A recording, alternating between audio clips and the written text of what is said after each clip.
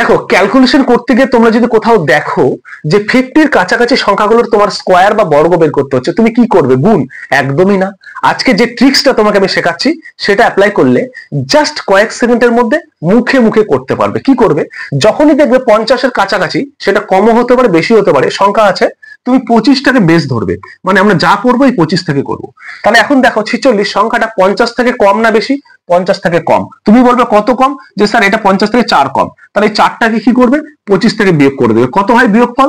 21 হয়। তাহলে 21টাকে লিখে দেবে, ব্যাস হয়ে গেল।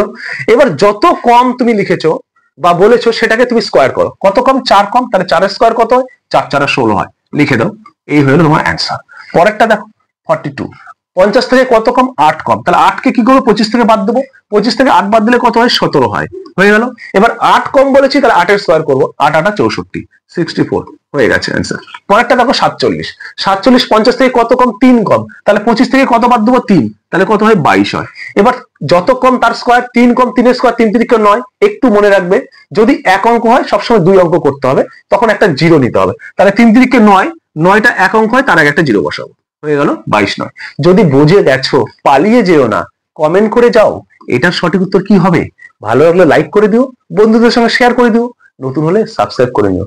সকলকে ধন্যবাদ।